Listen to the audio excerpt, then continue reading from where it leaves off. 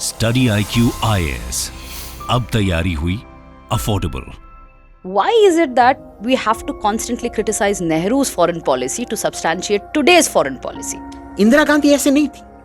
क्यों हम कभी भी इंदिरा गांधी के साथ कंपेयर नहीं करते? क्योंकि इंदिरा गांधी का फॉरेन पॉलिसी एकदम सोच समझ के करती। तो नेहरू रशिया का के साथ दोस्ती was a सोच समझ के movement at that point of बोलो, मैं हर दिन बोलूंगा, इंदिरा गांधी एक 100% स्टॉन्च नेशनलिस्ट थी जो अपने पापा से बहुत ही बेहतरीन डिप्लोमेट थी। How did she then miserably give up on 1972 Shimla agreement? अगर इतनी अच्छी डिप्लोमेट थी, इतना अच्छा बैलेंसिंग आता था। ये जो पाकिस्तान शब्द है, ये हिंदुस्तान में एटलीस्ट इस कैबिनेट में इतना एक नीच शब्द, वो ऑलमोस्ट गाली की तरह माना जाता है। आपको क्या लगता है, तालिबान को क्या चुम्मा देने के लिए पाल रहे हैं? आपको लगता है अभी तालिबान के साथ रिकॉग्निशन हो जाएगा तब इस अरे तो होना तो है ही।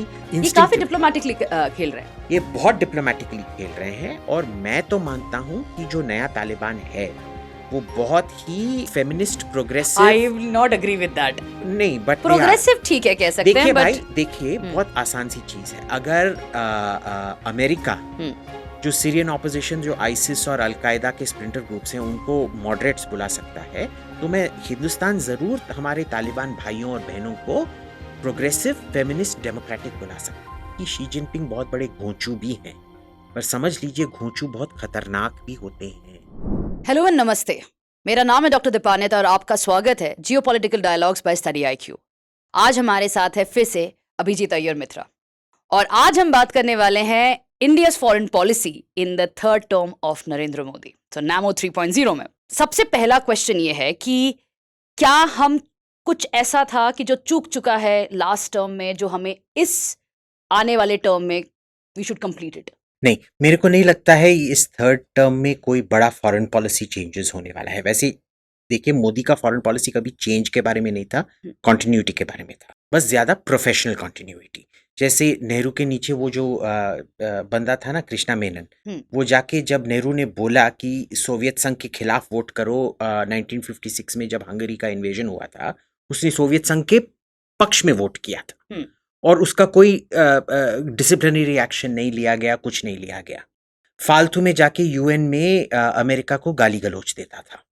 वो सब नहीं हो रहा है। आप देख लीजिए, कनाडा के साथ हमारा इतना मुठभेद हुआ है, कोई गाली गलौज आया था हमारे साइड से? कुछ नहीं आया। तो वो जो विट्रियल को हिंदी में क्या कहते हैं, तेजाबी, जो तेजाबी लफ्ज, जो तेजाबी भाषा जो एक जमाने में इस्तेमाल किया जाता था, जिसे बोला जिया जाता था ये एंटी कॉलोनियल लैंग्वेज है, वो सब चला गया है। वही फॉरेन पॉलिसी है जो बहुत ही प्रोफेशनली चलाया जा रहा है। अब आप देख लीजिए, जो भी हमको सबसे ज्यादा चाहिए था फर्स्ट टर्म में मिल गया, यानी कि आपके फॉरेन मिनिस्ट्री ने आपके वीजा पासपोर्ट को बहुत आसान कर दिया है। आजकल क्या लगभग 50 देश में आपको वीजा फ्री भी मिल रहा है। अगला आपको क्या मिला कि फॉरेन पॉलिसी का जो एग्जीक्यूशन था, जैसे मैंने बोला, बहुत प्रोफेशनल हो गया externally.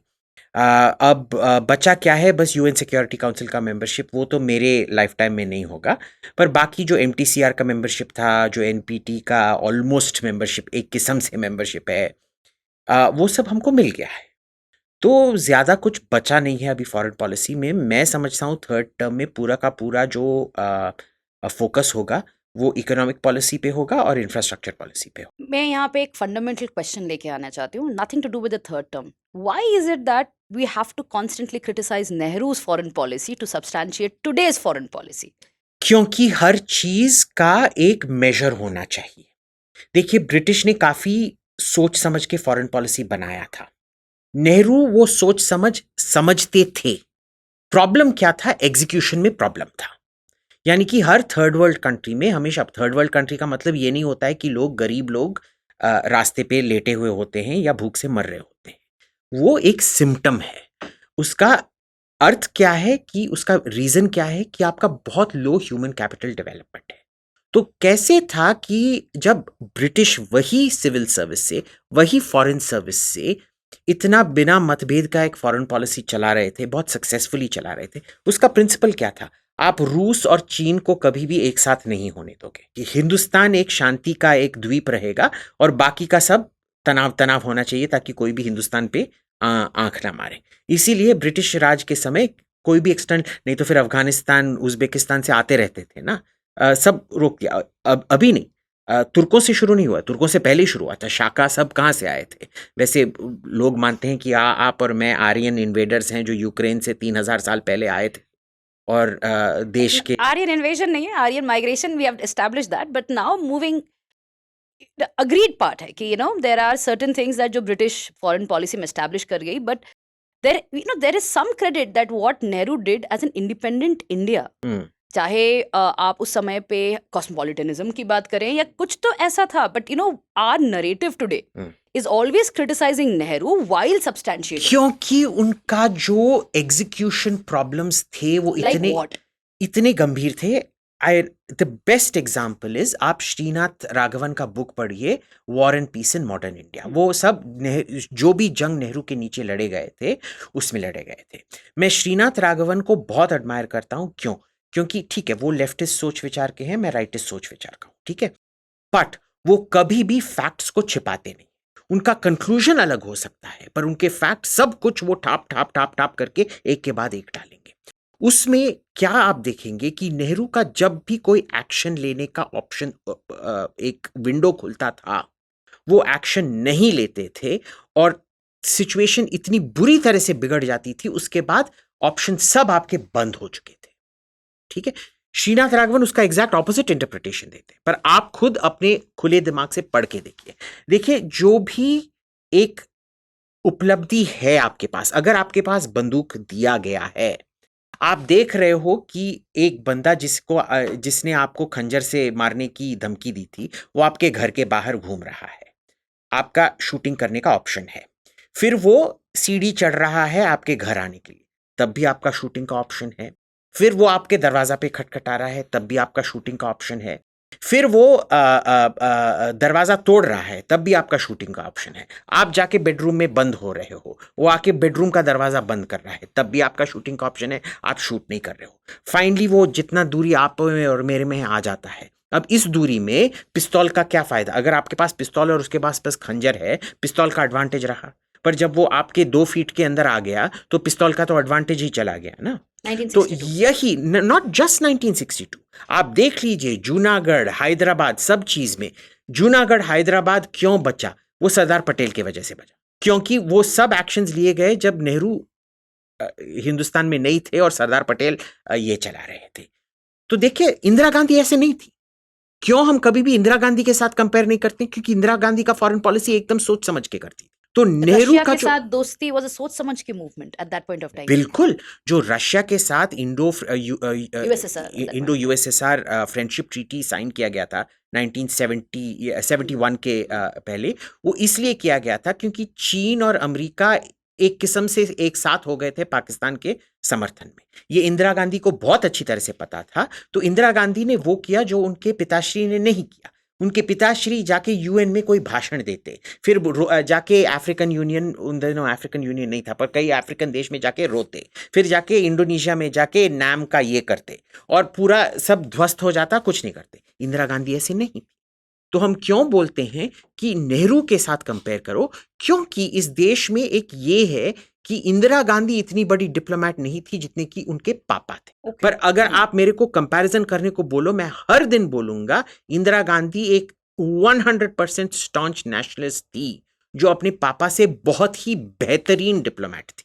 So she had an idea of what or how to. She had an idea of power. But geopolitics is not always about power, no? It is also always about power. It's balancing power. How do you balance power without power? देखिए, अगर आपने बोला आप तो बहुत हटी गटी हैं, मेरा हाथ देखिए, ये किसी दिन एक ठीक से काम नहीं किया है। इतना मुलायम हाथ कोई औरत का भी नहीं होगा। अगर बैलेंसिंग पावर बोलना पड़ेगा, आप मेरे को पीटने आएंगी, मैं क्या बैलेंस करूंगा? मैं तो भाग जाऊंगा ना। बैलेंस करने के लिए मेरे को कसरत करना पड़ता है। मेरे को भी बॉक्सिंग क्लास जाके 4-5 लोगों को मुक्का मारना पड़ता है ताकि मैं भी ये कर सकूं ना। तो आपको बैलेंस करने के लिए जब आप मेरे पे हमला करेंगी, मेरे को भी एक मुक्का मारना पड़ेगा। तभी अगर आप मुक्का के मुक्का मारते गई और मैं खाता गया तो आपका तो क्या बैलेंस होगा? How did she then miserably give up on 1972 Shimla agreement? अगर इतनी अच्छी डिप्लोमेट थी, इतना अच्छा बैलेंसिंग आता था, शिमला अग्रीमेंट कैसे हाथ से चूक गया था? देखिए, शिमला अग्रीमेंट क्या था कि पहले बोलते हैं कि आपने कैसे प्रिजनर ऑफ वॉर को वापस किया। करेक्ट, ठीक है, इलीगल। आप प्रिजनर ऑफ वॉर को बार्गेनिंग में बिल्कुल नहीं यूज कर सकते हैं। आप कोई भी जनीवा कन्वेंशन, कोई भी convention on prisoners of war पढ़ लीजिए। प्रिजनर्स ऑफ वॉर को आप you can do a war crimes trial, but आपको बार्गेनिंग के लिए बिल्कुल भी इस्तेमाल नहीं कर सकते हैं। जैसे ही युद्ध समाप्त होता है, अरेंजमेंट होना चाहिए कि प्रिजनर ऑफ वॉर स्वैप हो। उनका फोटो नहीं लिया जा सकता बिना परमिशन के, उनका वीडियो नहीं लिया जा सकता बिना परमिशन के, एटसेट्रा एटसेट्रा एटसेट्रा। ये सब बहुत क्लियर है। दूसरी बात आई कश्मीर की। कश्मीर पे उन्होंने समझौता करके रखा था कि भाई don't push me too much. इसमें अगर आप देखेंगे जो उनके जो फॉरेन सेक्रेटरी वो सब थे, उन्होंने बहुत सोच समझ के किया था कि क्या होने वाला है। अगर ये वर्ल्ड वॉर 2 की तरह विजय होता, जहां एलाइज ने पूरा पूरा जर्मनी को परास्त करके बर्लिन पहुंच गए होते, हम इस्लामाबाद पहुंच के पूरा का पूरा पाकिस्तान को परास्त कर देते, तो क्या होता? वॉर क्राइम्स ट्रायल हो सकता था, जैसे टोक्यो वॉर क्राइम्स ट्रायल और न्यूरमबर्ग वॉर क्राइम्स ट्रायल हुआ था जर्मनी और जापान के खिलाफ, और कुछ चीजें हो सकती थी। और लोगों को याद नहीं है, पर पूरा जो वेस्टर्न पोलैंड था और जो वेस्टर्न चेक रिपब्लिक था, यानी कि सुडेटनलैंड, उसमें से जबरदस्ती 3 मिलियन यानी कि 30 लाख जर्मन्स को निकाला गया था उधर से, और पूरा एथनिक क्लेंजिंग होके जर्मनी का मॉडर्न बॉर्डर फॉर्म हुआ था। नहीं तो आज जो हम पोलैंड कहते हैं, उसका आधा भाग तो ईस्टर्न जर्मनी, तो उसमें जर्मन मेजॉरिटी भी था उसमें, ठीक है। दानजिग जिसे कहते हैं, जो आजकल दांस्क है, पोलिश पोर्ट है, दैट पूरा 90% जर्मन शहर था वो। तो ये सब हो सकता था, पर ये वर्ल्ड वॉर 2 की तरह विक्ट्री नहीं था। ये वर्ल्ड वॉर 1 की तरह आर्मिस्टिस था, जहां एलाइड ट्रूप्स जर्मनी के अंदर इतने ज्यादा घुसे भी नहीं थे, ठीक है ना। तो इसमें उनका हिस्टोरिकल मेमोरी क्या था? Treaty of Versailles. क्योंकि वर्ल्ड वॉर 1 में ट्रीटी ऑफ वर्साई में जर्मनी का इतना नाक रगड़ा गया जमीन पे कि उसी वजह से हिटलर पैदा हुए थे उधर। तो they did not want to repeat that. So जो भी हुआ था शिमला में, I do not consider Shimla to be a reverse. मैं मानता हूं शिमला 90% सक्सेस था। हमारे जो वॉर एम्स थे, हमारे वॉर एम्स कभी कश्मीर नहीं थे उस टाइम। हमारे वॉर एम्स बांग्लादेश को लिबरेट करना था और पाकिस्तान को थोड़ी देर नीचे रखने का था। हमने कर दिया। अब और क्या चाहिए? मौका भी तो था कश्मीर रिजॉल्व करने का। पर आप और कितना लड़ते? आपके पास वॉर रिजर्व्स थे, आपका डिप्लोमेटिक बैकिंग था। अगर आपका डिप्लोमेटिक बैकिंग था, मैक्सिमम 2-3 हफ्ता डिप्लोमेटिक बैकिंग होता, उसके बाद आप कैसे जस्टिफाई करते? आपको वेपन्स कौन प्रोवाइड करता? चलिए आते हैं अभी फॉरेन पॉलिसी। याद रखिए, उस टाइम हमारी आर्थिक स्थिति, उस टाइम जो हुआ, उस आर्थिक स्थिति के वजह से ही अल्टीमेटली इमरजेंसी लागू हुआ। क्या हुआ था? 10 मिलियन यानी कि 1 करोड़ लोग बांग्लादेश से हिंदुस्तान आए थे रेफ्यूजी की ओर, यानी कि almost that was 25 to 30% of Bengal's population, West Bengal's population. देखिए, अगर स्लो ग्रोथ होता रहा, नॉर्मल ऑर्गेनिक ग्रोथ होता रहा, इकोनॉमी एडजस्ट कर सकता है। पर सडनली कोई अगर स्टेट का पॉपुलेशन 30% बढ़े, तो आप बिल्कुल एडजस्ट नहीं कर सकते हो। लोगों को याद नहीं है कि उन दिनों में हमारे पास पैसा भी नहीं था। हमारे पास ऑयल बैलेंस ऑफ पेमेंट्स का बहुत ज्यादा ये होता था, और ऑयल क्राइसिस भी आ गया था। अरे आज का जनरेशन जानता नहीं था यार। हम जब मैं तो 77 में बॉर्न हूँ, 1990 में जो आर्थिक क्राइसिस हुआ था, आपको याद होगा, हम ऑलमोस्ट बैंकरप्ट थे। जो पाकिस्तान का आज स्थिति है वो हमारा था। हमारे को अपना गोल्ड बाहर बेचना पड़ा। उसी के बाद नरसिम्हा राव ने रिफॉर्म्स किया था ना। So no, I will never criticise Indira Gandhi the way you criticise Nehru. पर अगर आपने मेरे को इंदिरा गांधी के बारे में पूछा होता, उसी का भी कंपैरिजन नेहरू से ही होता। क्योंकि हमारे पास एक पास्टिश है। इंडिया का मॉडर्न फॉरेन पॉलिसी कहाँ से शुरू होता है? ब्रिटिश से शुरू होता है, और उसके बाद कॉन्टिन्यूटी, थियोरेटिकल कॉन्टिन्यूटी नेहरू के नीचे, but not practical continuity. Indira Gandhi ने वो बैलेंस रिस्टोर किया, राजीव गांधी ने उस बैलेंस को और तगड़ा किया, नरसिम्हा राव, अटल बिहारी वाजपेयी ने और तगड़ा किया, मनमोहन सिंह ने और तगड़ा किया।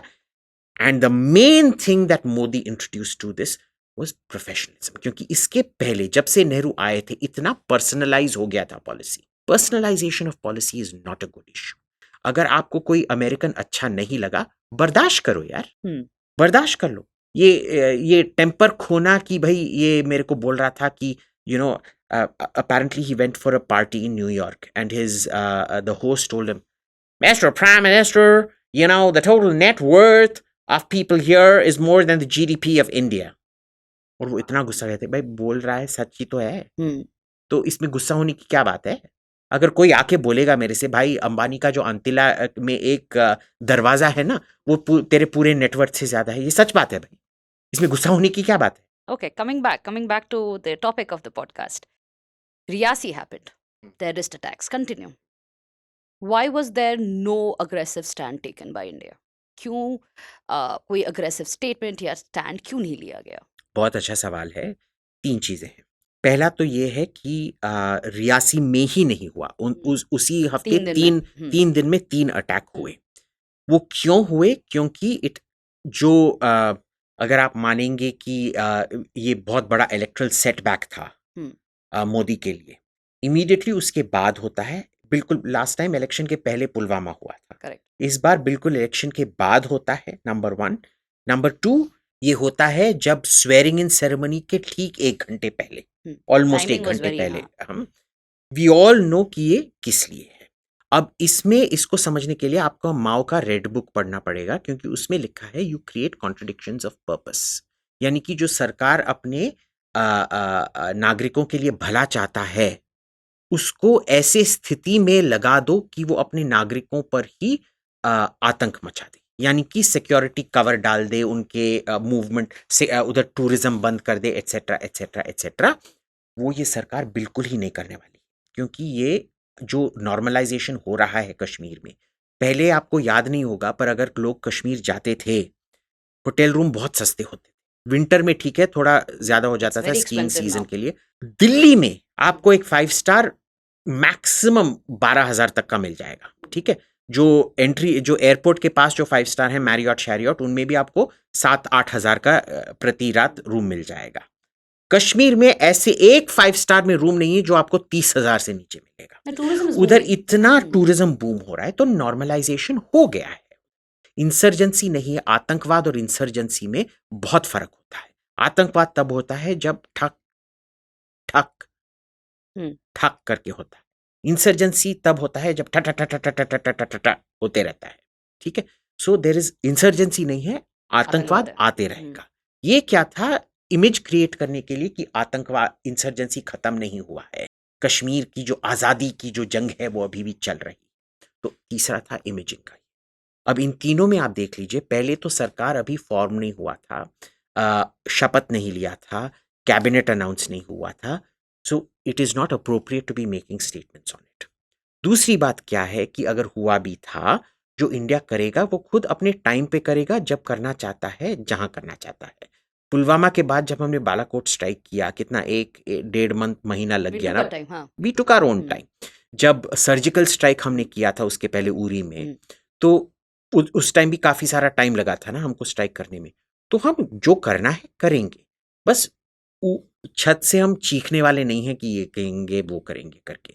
बट आप देख लीजिए, फल का करतूत तो मिलेगा नहीं, करतूत का फल मिलता है ना। हाँ, मेरा हिंदी उतना अच्छा नहीं है। हाँ, दैट मींस ट्रेड रिज्यूम नहीं होने वाला है, ट्रेड नहीं रिज्यूम होने वाला है। आप देख लीजिए, ये जो पाकिस्तान शब्द है, ये हिंदुस्तान में एटलीस्ट इस कैबिनेट में इतना एक नीच शब्द, वो ऑलमोस्ट गाली की तरह माना जाता है। उसका मुंह से निकलना पाकिस्तान के लिए बहुत अच्छी बात है, पर हमारे मुंह से निकलना हमारे महफिल में खुद को नीचे करना है। सो बलोच एरिया पीओके, इतना प्रोटेस्ट चल रहा है, इतना हलचल है, क्यों एक्सप्लॉइट नहीं कर रहे हम उसको? आपको किसने बोला नहीं एक्सप्लॉइट कर रहे हैं? कहाँ कुछ भी हो रहा है? आपको किसने बोला है? It's the right time, right? नहीं, अगर आप यहाँ पे ये कह रहे हो कि हमने अपने रॉ एजेंट्स लगा के रखे हैं, देखिए लास्ट टाइम भी हमने बोला था आपसे कि आप कोई भी इधर गुड़गांव में, मैं हॉस्पिटल का नाम नहीं लूंगा, एक बहुत बड़ा मशहूर चेन है अस्पतालों का, और उधर अगर आप जाके देखेंगे तालिबान के बड़े बड़े नेता करेक्ट, हाँ, we had had conversation on this, हाँ, और उनका फोकट में सब कुछ होता है ट्रीटमेंट इधर। आपको क्या लगता है, हम तालिबान को क्या चुम्मा देने के लिए पाल रहे हैं? तो आपको लगता है अभी तालिबान के साथ रिकॉग्निशन हो जाएगा तब इस टर्म में? होना तो है ही। पिछले महीने उनका एम्बेसी ने बहुत गुस्सा होके बोल दिया था, आप हमारा देखभाल नहीं कर रहे हो, आप हमारा सैलरी नहीं दे रहे हो, आप हमारा इलेक्ट्रिसिटी का बिल, तो वो सब बंद करके चले गए। तो अब वो किस लिए हुआ था? अल्टीमेटली हम तो तालिबान को तो रिकॉग्नाइज करना ही पड़ेगा। ये तालिबान वो तालिबान नहीं है जो उन दिनों में हिंदुस्तान के कंजेनिटली खिलाफ था। ये काफी डिप्लोमेटिकली खेल रहे हैं। ये बहुत डिप्लोमेटिकली खेल रहे हैं, और मैं तो मानता हूं कि जो नया तालिबान है वो बहुत ही feminist I progressive, will not agree with that. नहीं बट प्रोग्रेसिव ठीक है, कह सकते हैं, देखिए बट भाई, देखिए बहुत आसान सी चीज है। अगर अमेरिका हम्म। जो सीरियन ऑपोजिशन, जो आइसिस और अलकायदा के स्प्लिंटर ग्रुप्स हैं, उनको मॉडरेट्स बुला सकता है, तो मैं हिंदुस्तान जरूर हमारे तालिबान भाइयों और बहनों को प्रोग्रेसिव फेमिनिस्ट डेमोक्रेटिक बुला सकता है। वो डेमोक्रेटिक ईथोस को, ठीक है, डेमोक्रेसी नहीं होगा, पर वो एक डेमोक्रेटिक ईथोस से पैदा हुए हैं, ट्राइबल ग्रुप डेमोक्रेसी से। वो बहुत प्रोग्रेसिव हैं अपने टाइम और अपने पीरियड के लिए, और उनके जो फेमिनिस्ट मोड्स हैं वो सोशली कंटेक्चुअलाइज्ड हैं, वो बिल्कुल फेमिनिस्ट है। तो आपको लगता है तालिबान को रिकॉग्नाइज किया जाएगा? खैबर पख्तूनवा में आग और बढ़ने वाली है। यहाँ पे आता है इमरान खान। जी, क्या हम इमरान खान को सपोर्ट करेंगे, या इमरान खान क्या पावर में आएगा? देखिए, हमको हर बंदे को पाकिस्तान में सपोर्ट करना चाहिए जो पाकिस्तान मिलिट्री के खिलाफ जाए, ठीक है ना।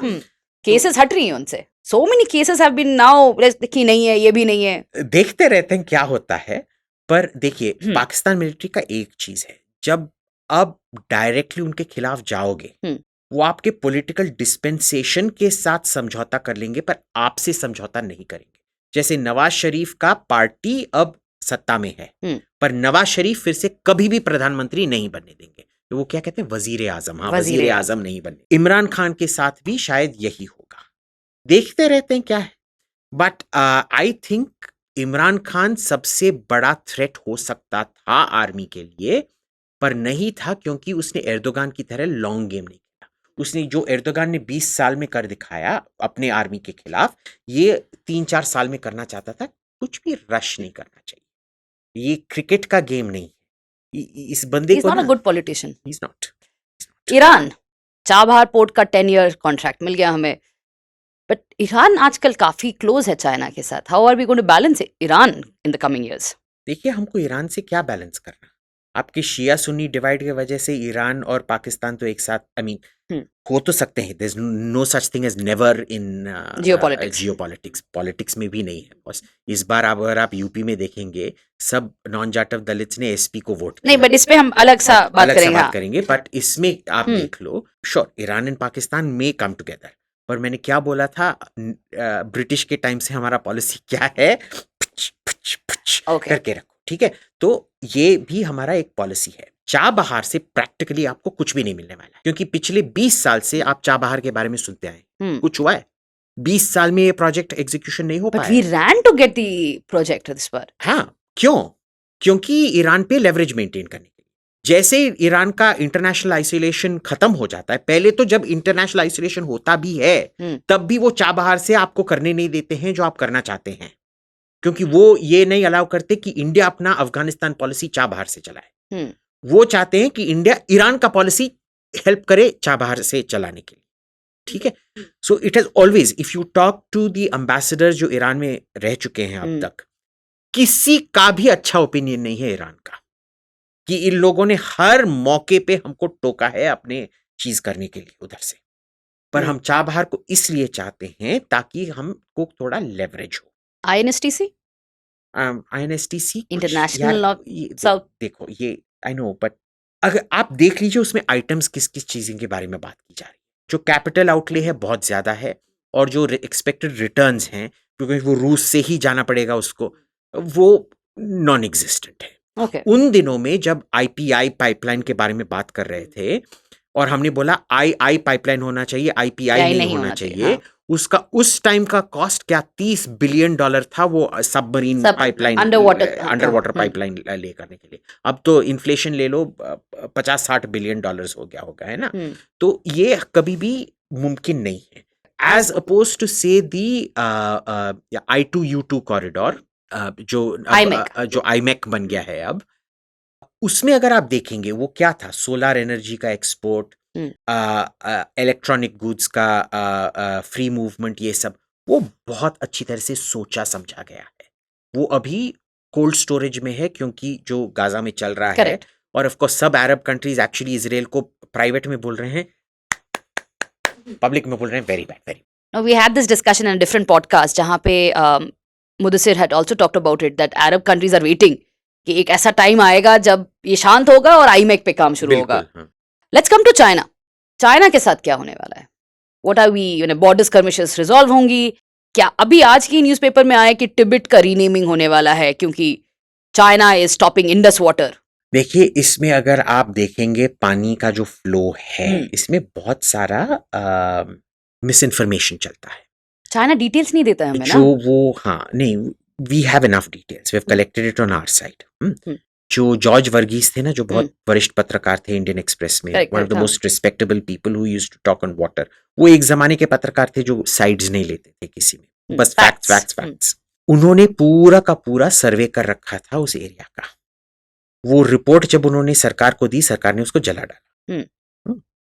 अब उन्होंने हमको क्या बताया था, एंड उस टाइम से मैंने बहुत लोगों से बात भी किया है इसके बारे में.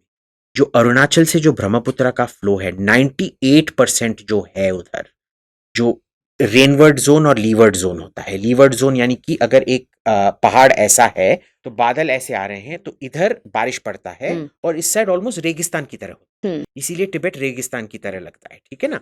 ऑफ कोर्स वो ऑल्टीट्यूड की वजह से भी है, बट दैट्स Cold desert, हाँ. तो इसमें क्या होता है कि अरुणाचल प्रदेश जो है वो रेनवर्ड साइड है. सब का सब पानी जो आता है अरुणाचल से into the Brahmaputra Ganga belt, वो इधर से आता है. नेपाल में भी जो कैचमेंट होता है वो हमारी साइड में ही होता है या नेपाल के साइड में. जो इंडस वाटर्स जो हैं, अगर आप हिंदुस्तान को उधर से पानी रोकोगे, पाकिस्तान का भी पानी रुकेगा. तो हमारे पास बहुत सारी चीजें हैं करने के लिए, बहुत सारे लीवर्स हैं उसको ट्विस्ट करने के लिए. ठीक है ना. और अगर ये अपर राइपेरियन, जो समझ लीजिए, अगर चाइना ने अपना अपर राइपेरियन ऑब्लिगेशंस नहीं निभाया, हम भी अपना लोअर, क्योंकि हम लोअर राइपेरियन हैं टू चाइना, बट पाकिस्तान हमारा लोअर राइपेरियन है, तो वो भी बहुत सारा चेंज हो सकता है. ठीक है ना. And China can not supply Pakistan with water overnight. Correct. So बहुत सारे लेवरेज है. ये वाटर वॉर्स जो है, ये मैं नहीं मानता हूं. और हमने सर्वेलेंस कर रखा है पूरे के पूरे जो उनके डैम्स हैं. We did a three very long gorges dam project. की बात कर रही हूँ मैं यहाँ पे. पर थ्री गॉर्जेस तो eastern flow. The Arunachal, the water is also, it's all coming from the Tibet. नहीं. सी दी थ्री गॉर्जेस डैम, उसका जो रेनवर्ड एरिया है, that is the catchment area जो तिब्बत के जो ईस्टर्न वॉल है. Correct. The same river is coming from towards Arunachal entering. वो जो ग्रेट बेंड से अंदर आ रहा है. जो ग्रेट बेंड से आता है, हाँ. आप उसका पानी का इनफ्लो देख लीजिए. मैं जब, अगर हम लासा के एयरपोर्ट से अगर आप लासा ड्राइव करेंगे, उधर ब्रह्मपुत्र उधर से ही चलता है. वो हमारे कोई छोटे नॉर्मल रिवर की तरह है. दिल्ली में यमुना के साइज का भी नहीं है. It is at most a stream. जो फीडिंग होता है वो आइस मेल्ट से होता है. That you can't stop it. आप पूरे हिमालयस को great water wall of China तो आप बना, may be they can, but उसका भी अगर आप एक साबोटाज कर दो किसी एक जगह पे, पूरा का पूरा ये टूट जाएगा ना. Dams are very prone to sabotage. एक छोटा सा भी ये लीक हुआ डैम में, the entire dam can collapse. So three gorges हमारे लिए प्रॉब्लम नहीं है, कभी नहीं था. जो ईस्टर्न इशू है वो वी आर सेफ. जो वेस्टर्न साइड है, नॉर्थ वेस्टर्न साइड है, यानी कि कश्मीर, उस साइड तो उसके लिए तो we don't even use that much of water. Ice flows इसका ये है, but even there it is virtually impossible to stop that flow completely. और अगर स्टॉप भी किया जा सकता है, you can always sabotage it. ITBP किस लिए है? Let's come to Taiwan. Diplomatic relations establish होगा या we are going to still continue with what we are doing? नहीं, डिप्लोमेटिक रिलेशंस तो एस्टैब्लिश नहीं होगा, बट होने की जरूरत भी क्या है? हम बहुत कुछ कर सकते हैं. ओके. देखिए, आई कैन सी, थोड़ा रिलेशनशिप का अंदाजा रखते हैं. हमारा चाइना के साथ कितना ट्रेड है और ताइवान के साथ कितना ट्रेड है. आपका सब मोबाइल फोन देखिए, हम तो एप्पल इस्तेमाल करते हैं, वो जो अब इंडिया में प्रोड्यूस्ड है, पर जो बाकी जो सब सस्ते मोबाइल फोन्स हैं, हम उस प्राइस पॉइंट से compete नहीं कर सकते मेड इन इंडिया में. वो सब चीन से ही आएंगे. आपका कितना इकोनॉमी डिपेंडेंट है उन्हीं मोबाइल फोन से, है ना. कि जितना भी आपका डिजिटल इंफ्रास्ट्रक्चर है आपका इस देश में, सबका सस्ते चाइनीज मोबाइल फोन पे निर्भर है उसको एक्सेस करने. ठीक है. तो ताइवान के साथ स्विच करना, अगर ताइवान ने अपने सबसे बेहतरीन जो चिप मैन्युफैक्चरर्स हैं वो भी चिप मैन्युफैक्चर करना शुरू किया, वो चेंज नहीं होगा. ठीक है. पर आप देख लीजिए इस बार क्या हुआ था. मोदी ने ताइवान के प्रेसिडेंट को कोट करके उनको धन्यवाद दिया था विदाउट मेंशनिंग ताइवान. और 2-3 दिन के लिए लगातार जो Chinese spokes person Twitter handle है उस पे बाल खींचे जा रहा था, ये कैसे हो सकता है, ये क्या है Taiwan. He never mention Taiwan at all, बस एक्नॉलेज किया था कि भाई हाँ, वैसे Taiwanese and Chinese presidents have met each other. But I'm going to come to the Shangri-La dialogue जो recently हुआ था, और वहाँ पे Chinese defense minister ने कहा था कि Taiwan is the core of China's core interest and our neighbors are unnecessarily provoking us. Exactly ये words use किए थे, which of course is talking about India provoking. All countries, not just India. नहीं, neighbors America is provoking, neighbors बोला है. Japan is, Korea तो is, everyone is. That means that China कहीं ना कहीं एक बैक फुट तो ले रहा है इस चीज पे, या इधर अग्रेशन दिखाएगा या वो व्हाट डू यू सजेस्ट कि और बॉर्डर्स कन्वर्सेशन हो सकता है क्या यहाँ पे? बिल्कुल, मैं आई डू नॉट, इनफैक्ट मेरा वारी है कि जो शी जिनपिंग है उसका जो डिसीजन मेकिंग लूप है वो इतना क्लोज्ड है क्योंकि लोग उससे इतना डरते हैं। वो एम्परर्स न्यू क्लोथ्स की तरह है, कोई भी बोल नहीं सकता है। जब बादशाह नंगा भी होगा कोई बादशाह से बोल नहीं सकता है कि वो नंगा है। उसको उसके दिमाग में उसने बहुत इतने सुंदर से कपड़े पहन के रखे हैं, जिन्होंने 5 PhD ले रखा है वही उस कपड़े को देख सकते हैं, ठीक है ना। बट वो नहीं हो रहा है, ठीक है। तो प्रॉब्लम क्या है इसमें? इसका मतलब है कि शी जिनपिंग बहुत बड़े घोंचू भी हैं, पर समझ लीजिए घोंचू बहुत खतरनाक भी होते हैं, है ना। जितना आपको पता है ना, ह्यूमन बीइंग्स में जितना लोअर IQ है उतना ज्यादा वायलेंस होता है। And you think that Xi Jinping has low IQ? He doesn't have low IQ, but he is surrounded in an environment जहां उनको पूरे पॉलिसी इनपुट्स नहीं मिल रहे हैं। In a vacuum? In a information vacuum. Information In vacuum. a self-made information vacuum. Okay. वो वही सुनना चाहते हैं जो वो सुनना चाहते हैं, वो ये सुनना नहीं चाहते हैं जो उनका सुनने का नेसेसिटी है। He doesn't want to listen to it. Okay. Let me give you an example. हर चीज में आप देख लीजिए, जो चाइना का इंफ्रास्ट्रक्चर स्पेंडिंग था, घरों पे, हाई स्पीड रेलों पे, एयरपोर्ट्स पे, इन सब पे, ये 2008 के इकोनॉमिक क्राइसिस में शुरू हुआ था। पर वो लीडरशिप इतना अडिक्ट हो गया कि स्पेंडिंग बेस्ड ग्रोथ पे, कि अभी तक even when it is unhealthy, जहां टाइट टर्न हो गया, उनका कंस्ट्रक्शन का क्या ऑलमोस्ट $3 ट्रिलियन इन डेट है, which they will never be able to recoup because all those new buildings खाली होते हैं। आप लैंड खरीदो उधर, वो खत्म भी नहीं होते हैं वो buildings most of them. Beijing में अगर आप देखोगे, Beijing at night is a ghost town sometimes ना। अगर आप शानलीतुन जाओगे उधर नहीं, पर आप बाकी अगर आके देखोगे, यार लोग रहते कहाँ हैं। आप समझ लो कि सब उधर जल्दी सो जाते हैं, 7 बजे शाम को सो जाते हैं करके, पर कम से कम कार पार्क में तो गाड़ियां होनी चाहिए। 500 मकाने हाई राइज बिल्ड करके रखिए, कार पार्क में आपको मैक्सिमम 5-10 गाड़ियां दिखें। So there is a very serious problem out there. Their train system $1 billion debt, $1 trillion debt में। उनका financial system we can't even estimate the level of ये, क्योंकि वो सब जो बैड डेट्स हैं राइट ऑफ कर देते हैं चुप। एक company Evergreen had a debt of $1 trillion. आप देख लीजिए सब कंस्ट्रक्शन में कितना ही है। तो उन्होंने जो कर रखा है, उन दंग शाओपिंग का पूरा सोच था, हमको वो नहीं करना चाहिए जो USSR किए, जो सोवियत संघ कर रहा था। आप इनकम से ज्यादा आप स्पेंडिंग करो, पर वो वही किए जा रहे हैं जो USSR करता है। कोई कॉस्ट बेनिफिट नहीं है, कोई रिटर्न एनालिसिस नहीं है। And they think the financial markets will save them, क्योंकि financial markets have an interest, क्योंकि चाइना अगर collapse हो गया तो they believe, but देखिए tipping point तो आ ही गया है ना। The question is, when does that tipping point come? Let's move to another neighbor now. Bangladesh. Teesta sign होगा? I don't think so. I don't think so. Why? I think हमने काफी सारा दे रखा है बांग्लादेश को, और हमको प्रॉमिस में वो ट्रांजिट का अग्रीमेंट चाहिए। तो अब तीस्ता वाटर शेयरिंग तब तक नहीं होगा till we get cast iron transit. Moving on to US. और उसमें भी देख लीजिए, transit can be cancelled at any time. So जो जैसे हम करते हैं ना, जब 26/11 हुआ था, हमने पाकिस्तान ओवरफ्लाइट सब रोक दिए थे, ये सब। So it can't be a transit that can be cancelled. जो train line, elevated train line जाएगा, उसको इंडियन टेरिटरी होना पड़ेगा, एटसेट्रा एटसेट्रा। वो क्या बांग्लादेश की जनता मानेगा? क्योंकि शेख हसीना का हमेशा ये रहा है, देखिए मेरे पास इतना पॉलिटिकल कैपिटल नहीं है कि बांग्लादेश का जनता मान लेगा कि एक पूरा ट्रेन लाइन हमने आपको दी।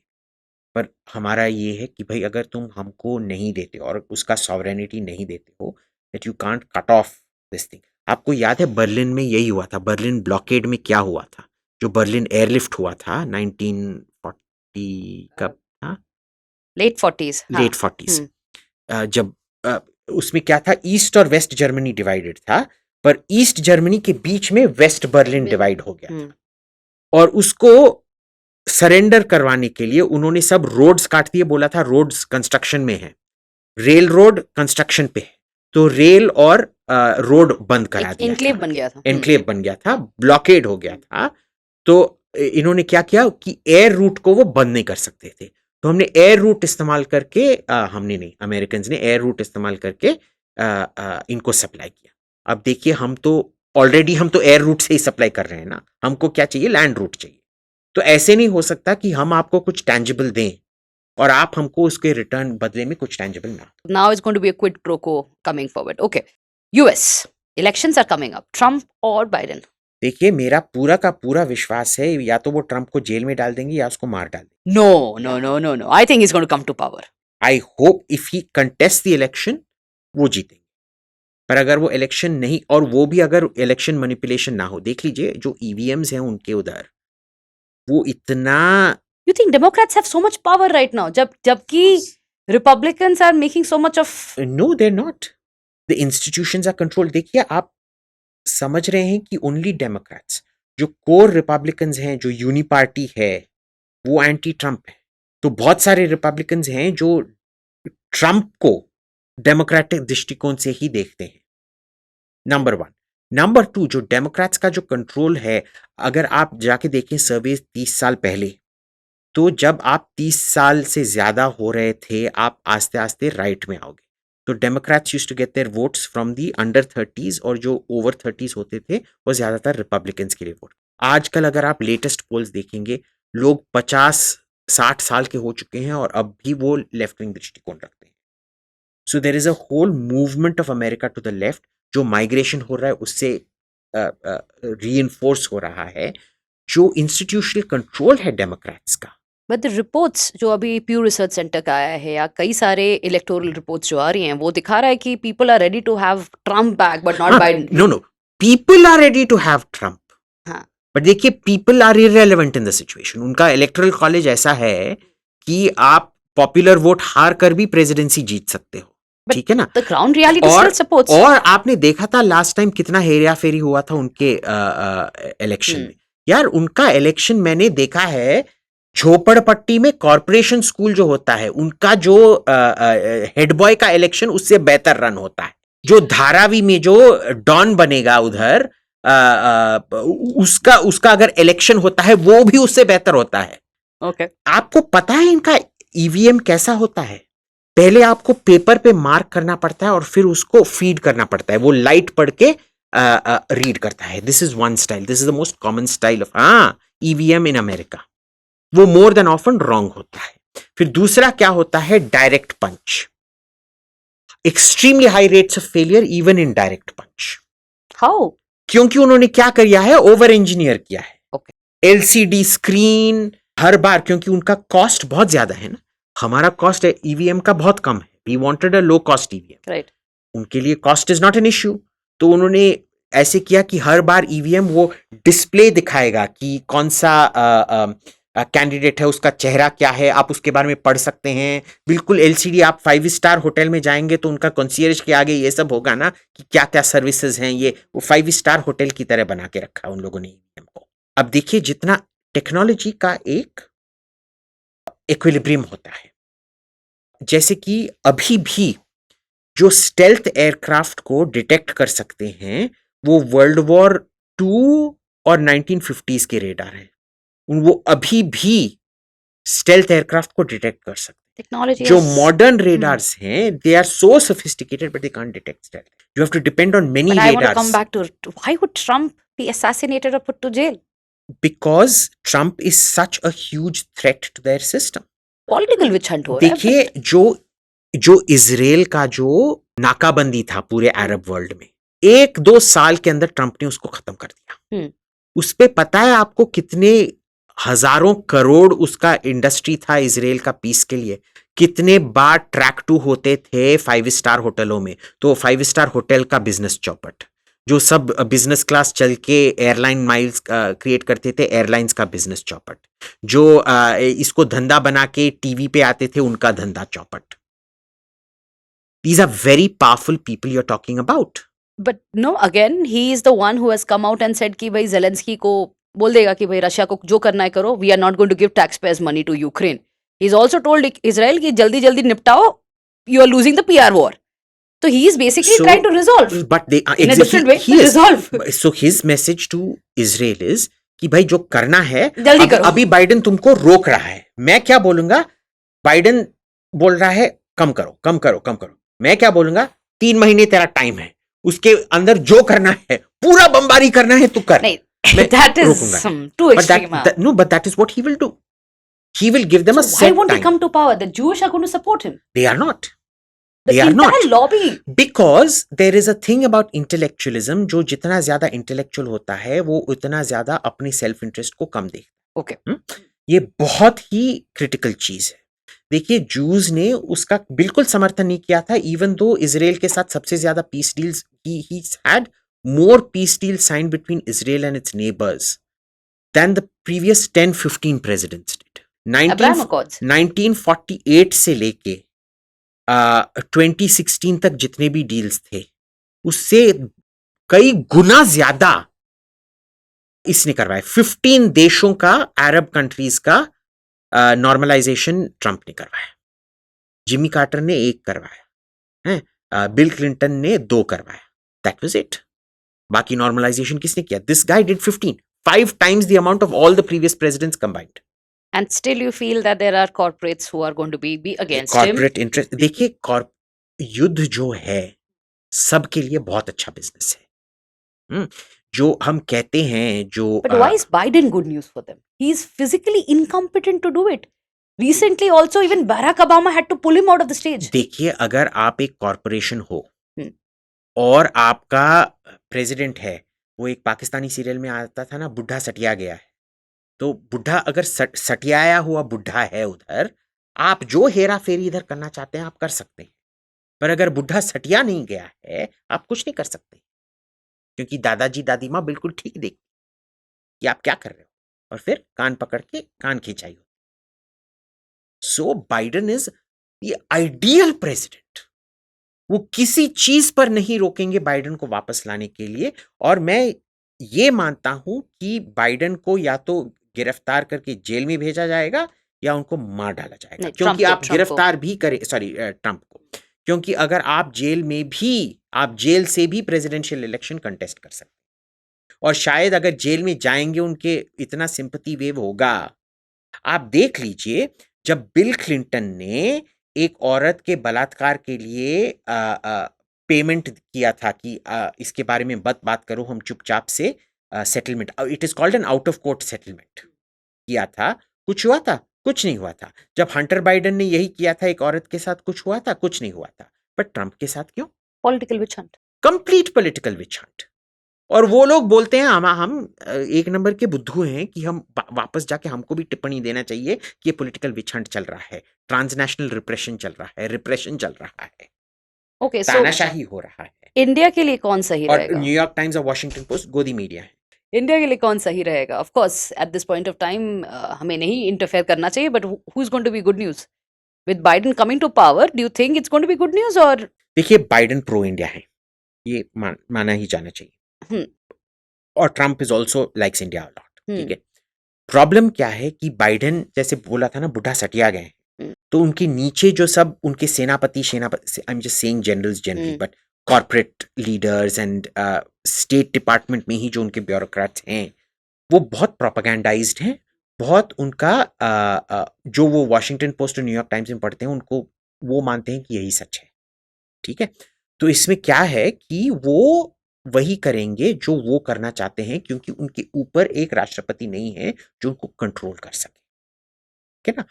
While Biden is pro India and Trump is also pro India, जो ट्रंप एडमिनिस्ट्रेशन होगा वो एग्जीक्यूशन में ज्यादा प्रो इंडिया रहेगा, पर जो बाइडेन एडमिनिस्ट्रेशन है उसके नीचे जो भी ये इंडिपेंडेंट फॉरेन पॉलिसी चलाना चाहते हैं ना अपने अपने वर्टिकल्स में, वो करना। Last country you want to talk about is Russia. Hmm How do you see that panning out in the near future? क्योंकि रशिया चाइना एक तरफ दोस्ती बढ़ रहा है उनका, दूसरी तरफ हम भी कहीं ना कहीं बैलेंस में, बिकॉज हमारा भी पेट्रोल कम होने लगा है, रशियन पेट्रोल। तो कैसे होगा आगे के 5 साल? देखिए अभी के लिए पेट्रोल कम हुआ है, कल जब हमको चाहिए ज्यादा भी कर देंगे। पर चाइनीज करेंसी में नहीं पे करेंगे हम। चाइनीज करेंसी में तो बिल्कुल नहीं पे हाँ, करेंगे, then Russia wants Chinese currency right now. But they are not going to get it. So तो- सो रशिया ऑल्सो, देखिए रशिया का भी आप रूस के पोजीशन में रहिए और आप सोच लीजिए, आपके दो बिगेस्ट बायर हैं चाइना और India.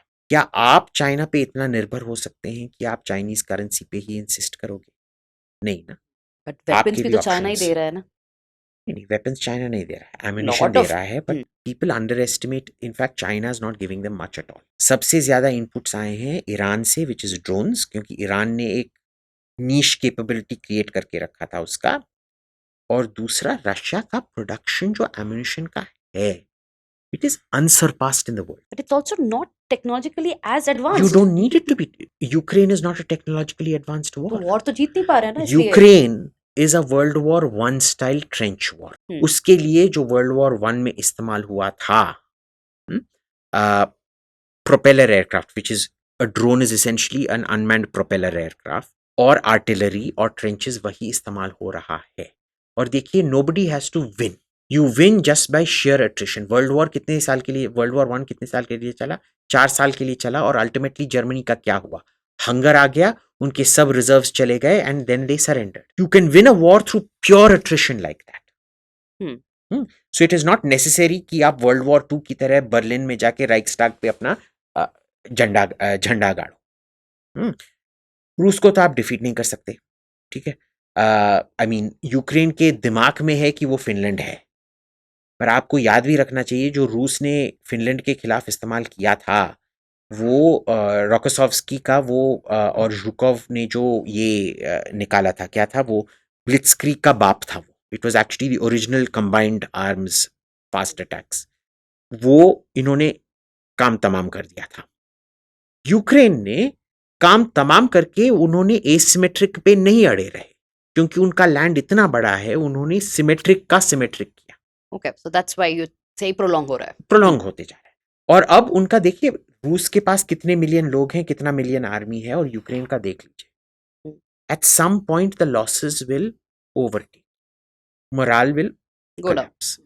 It's long war. Finland का वॉर देखिए कितना कई महीने में खत्म हो गया था। द कंटिन्यूएशन वॉर भी कई चंद महीनों में खत्म हो गया था।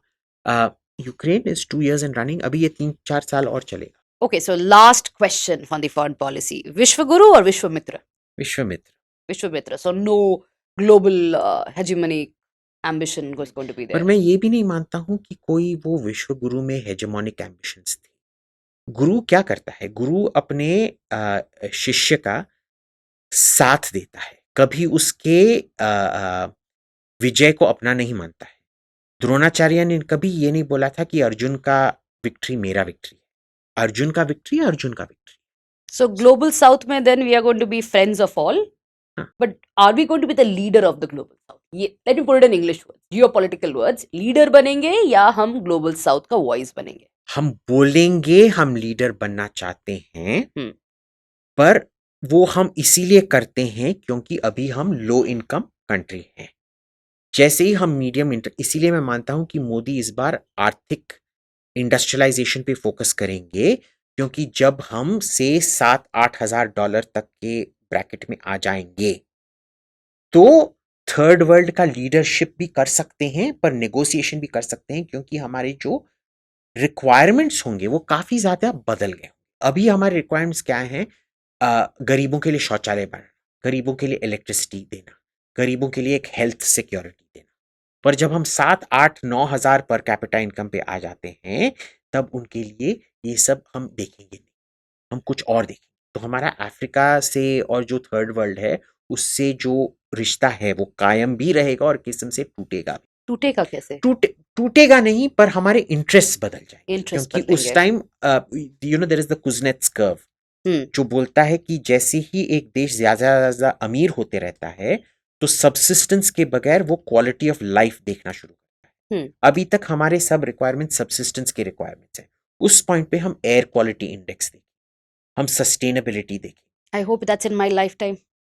Air quality index going, improving.